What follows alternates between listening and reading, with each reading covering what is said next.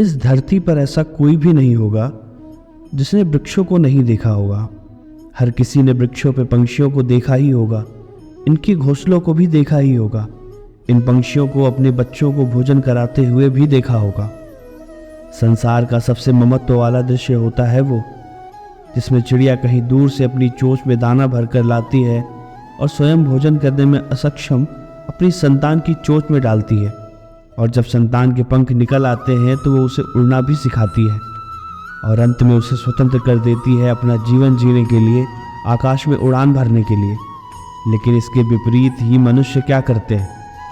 जिस संतान को पंछी की भांति पालते हैं, उसके पंख निकलते ही यह सोचकर उसे बांध देते हैं कि कहीं उनकी संतान उनसे दूर उड़कर कहीं और न चली जाए। इस भाव में ऐसा नहीं है कि माता पिता को अपनी संतान से प्रेम नहीं है, प्रेम तो अवश्य है, किंतु इसमें उनके प्रेम पर उनका मोह भारी पड़ जाता है, जो स्वयं उनके और उनकी संतान के भविष्य के बीच में बाधा बन जाता है। मनुष्य उस समय यह भूल जाता है कि सृष्टि के नियमानुसार वह केवल जन्मदाता है, भाग्य विधाता नहीं। तो स्मरण रखिएगा कि यदि आपके प्रेम में मोह आ जाए तो वो प्रेम नहीं, स्वार्थ है। इसलिए सभी मनुष्यों को प्रेम को पास रखना चाहिए और मोह को खुद से दूर, क्योंकि यदि किसी से सच्चा प्रेम करते हैं तो आपको उसका विकास रोकने का कोई अधिकार नहीं। वो रिश्ता क्या जिसमें आपका कोई मतलब हो, वो प्रेम क्या जिसमें आपका कोई स्वार्थ हो। या दो भाव ऐसे हैं जिसमें आपको कुछ नहीं चाहिए होता, बस देना होता है आपका समय, आपकी भावनाएं, आपका सुख। यदि आप किसी से कुछ मांगने के लिए रिश्ता रखोगे तो वो रिश्ता कैसा? किसी से कुछ पाने के लिए प्रेम करोगे तो प्रेम कैसा? वैसे भी देखा जाए तो जो प्रेम करते हैं उन्हें कुछ पाने की आवश्यकता ही नहीं होती, क्योंकि जिसके पास 2.5 अक्षर वाला प्रेम शब्द हो उसके पास तो इस संसार का सबसे बड़ा कोष है। तो इस जीवन में आप इस कोष को बढ़ाएं, स्वार्थ को नहीं। इस संसार में कोई जीव जन्म लेता है तो उसके जन्म के साथ ही जागती है उसकी स्मृति। या स्मृति बड़ी ही बलशाली होने के साथ साथ एक विचित्र अनुभूति भी होती है। यह सदा आपके साथ रहती है। आपके साथ जो घटता है वो कहीं ना कहीं किसी स्थान पे सदैव संचित रहता है, किंतु कभी कभी हम भूल जाते हैं कि यह स्मृति हमारी है। इसमें हमें क्या सहेजना है और क्या मिटा देना है यह हम पर ही निर्भर करता है। तो इस जीवन में क्या सहेजना चाहिए? इस जीवन में सहेजिए सुख और आनंद के क्षण। वो क्षण जहाँ किसी ने आप पर उपकार किया, वो क्षण जहाँ किसी ने आपसे अपनी मित्रता निभाई, वो क्षण जहाँ आपने किसी को सुख दिया। परंतु इसके विपरीत मनुष्य स्मरण रखते हैं अपने दुख, अपनी पीड़ाएं, वो क्षण जहाँ किसी ने उनके साथ बुरा किया, वो क्षण जहाँ किसी ने उनसे शत्रुता निभाई, और फिर यही स्मृतियाँ उन्हें प्रेरित करती हैं प्रतिकार के लिए। इसलिए मनुष्य को क्या भूलना है और क्या स्मरण रखना है, ये खुद उस मनुष्य पर ही निर्भर करता है। हम सबको कभी न कभी क्रोध आता ही है और आएगा भी, क्योंकि मनुष्य इन्हीं भावों से जुड़े हैं। किंतु यह क्रोध क्यों आता है? ये क्रोध तब आता है जब हमारे मन के अनुसार कुछ ना हो, जैसे कभी कोई हमारी बात ना माने या हमें पराजय प्राप्त हो जाए। किंतु इन सारी परिस्थितियों में आधार तो एक ही है कि कहीं ना कहीं किसी न किसी स्थान पे हम दुर्बल हैं, और हमारी इसी दुर्बलता के कारण हमें क्रोध जन्म लेता है और फिर वो हमारी सबसे बड़ी दुर्बलता बन जाता है। यदि क्रोध को वश में ना रखा जाए तो भ्रम जन्म लेता है।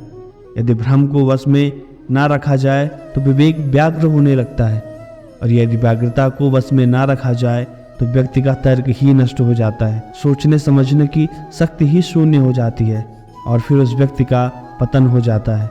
इसलिए अपने क्रोध पर काबू रखें और अपने मन को शांत होने के लिए कहें। हर संबंध की नींव होता है उस संबंध में बसा विश्वास, परंतु विश्वास किस पर किया जाए ये हमेशा से एक बहुत बड़ा प्रश्न रहा है। यह समझने के लिए हमें यह समझना होगा कि बांधने में काम आने वाली रस्सी गोथी कैसे जाती है।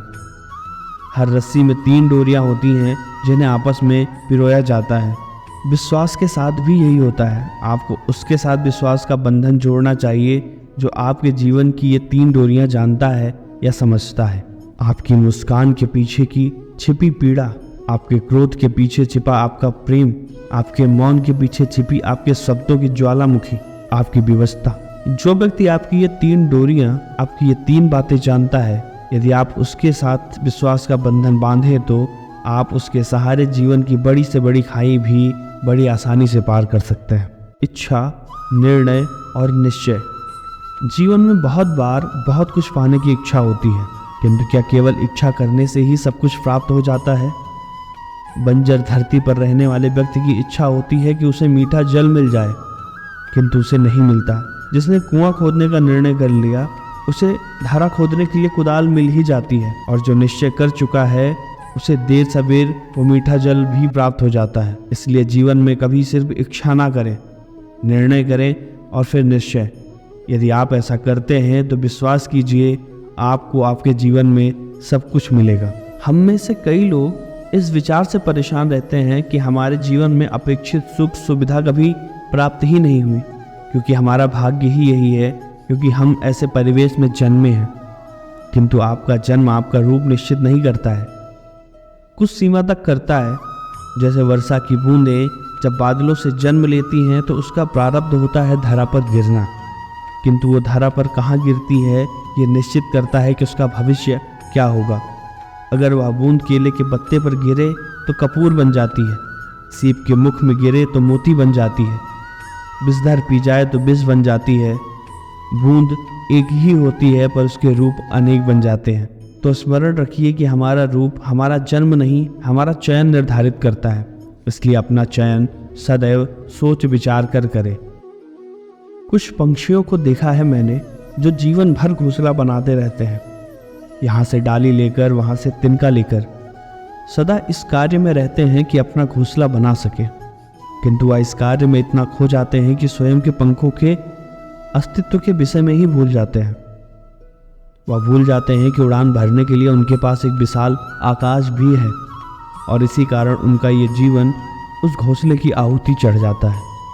मनुष्य के साथ भी ऐसा ही होता है। जीवन जीने के लिए वह धन कमाने के लिए इतना व्यस्त हो जाते हैं कि वह यह भूल जाते हैं कि उन्हें इस मानव जीवन को जीना भी है।